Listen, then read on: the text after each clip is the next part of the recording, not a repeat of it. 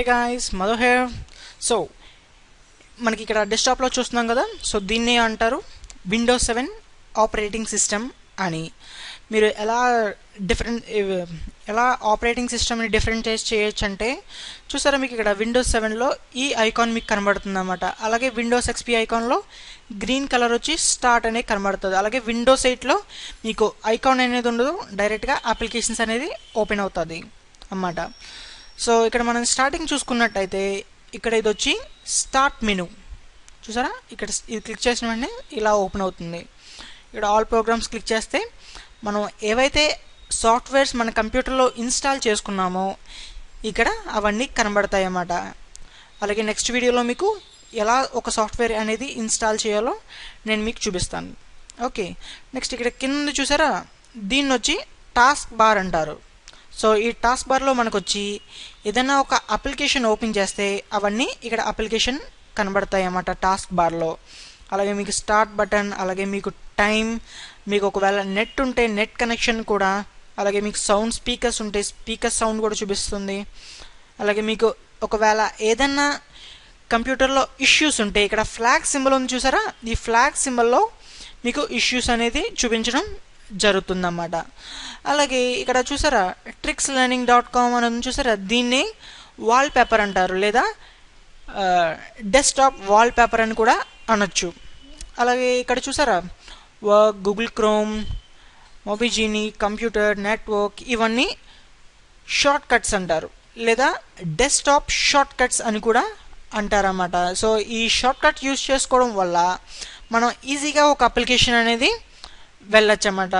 అంటే సింపుల్గా చెప్పాలంటే ఏదైతే మీరు అప్లికేషన్ ఇన్స్టాల్ చేసుకున్నారో ప్రతి అప్లికేషన్ సి డ్రైవ్లో స్టోర్ అవుతుందన్నమాట.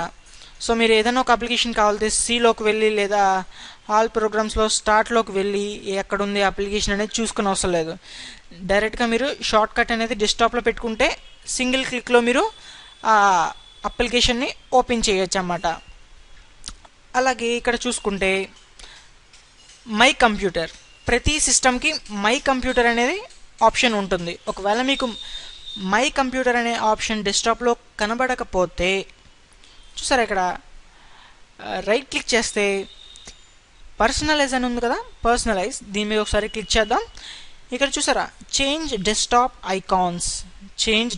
ఐకాన్స్, దీని మీద ఒకసారి క్లిక్ చేస్తే చాలు. ఒకవేళ మీకు అర్థం కాకపోతే మీ నోట్స్లో వీడియో పాస్ చేసి రాసుకోండి. ఇక్కడ చూసారా, ఇక్కడ వన్స్ ఇది చేంజ్ డెస్క్టాప్ ఐకాన్ అనే బటన్ మీద క్లిక్ చేస్తే న్యూ విండో ఓపెన్ అవుతుంది అన్నమాట. చూసారా ఇక్కడ మీకు దేనికి తేడా చూసారా, ఇదొకటి. సో వీటిల్నే విండో అంటారన్నమాట. ఓకే, సో ఇక్కడ డెస్క్టాప్ ఐకాన్స్లో computer, user files, network, recycling bin, ఈ 4 ఆప్షన్స్ అనేవి ఎనేబుల్ టిక్ పెట్టి ఓకే చేయండి. మీ డెస్క్టాప్లోకి ఆ షార్ట్ కట్స్ అనేవి ఆటోమేటిక్గా వచ్చేస్తాయి. ఓకే, అలాగే ఇంకొకటి ఏంటంటే రీసైక్లింగ్ బిన్. సో ఈ రీసైక్లింగ్ బిన్ ఎందుకు యూజ్ చేయాలి అంటే ఏదైనా మీకు ఒక ఫైల్ లైక్ పిక్చర్ కానివ్వండి, వీడియో కానివ్వండి, మ్యూజిక్ కానివ్వండి, ఆల్రెడీ నేను వాటిని ప్లే చేశాను, నాకు ఆ వీడియో అవసరం లేదు లేదా మ్యూజిక్ అవసరం లేదు అనుకుంటే మీరు డిలీట్ బటన్ యూజ్ చేసుకుని ఏదైతే ఫైల్ ఉందో ఆ ఫైల్ని డిలీట్ చేసుకుంటే ఆటోమేటిక్గా మీకు రీసైక్లింగ్ అనే దాంట్లోకి రావడం జరుగుతుందన్నమాట. సో ఎందుకు రీసైక్లింగ్ అంటే ఒకవేళ మీకు పొరపాటుగా డిలీట్ చేసేసాను, ఆ ఫైల్ నాకు మళ్ళీ కావాలి అనుకుంటే ఈ రీసైక్లింగ్ బిల్లో ఉంటుందన్నమాట. ఎలాగో నేను చూపిస్తాను. సో చూసారా ఇక్కడ మొజిల్లా ఫైర్ ఫాక్స్ అని ఉంది కదా, దీన్ని నేను డిలీట్ అనే బటన్ క్లిక్ చేశాను. డిలీట్ షార్ట్ కట్ ఎస్ నొక్కితే అది చూసారా డిలీట్ అయిపోయింది. ఇక్కడ రీసైక్లింగ్ బిల్లో రావడం జరిగింది. రీసైక్లింగ్ బిన్ క్లిక్ చేసిన వెంటనే చూసారా మొజిల్లా ఫైర్ ఫాక్స్ అనేది ఇక్కడ వచ్చింది. ఒకవేళ మీకు ఇది కావాలి అనుకుంటే రైట్ క్లిక్ చేసి రీస్టోర్ అనే బటన్ క్లిక్ చేస్తే చాలు. చూసారా ఎలా వచ్చిందో, అలాగా మనం షార్ట్ కట్ని డిలీట్ చేయొచ్చు లేదా ఫైల్స్ డిలీట్ చేయొచ్చు, అలాగే రిట్రీవ్ చేసుకోవచ్చు అన్నమాట. On to the next.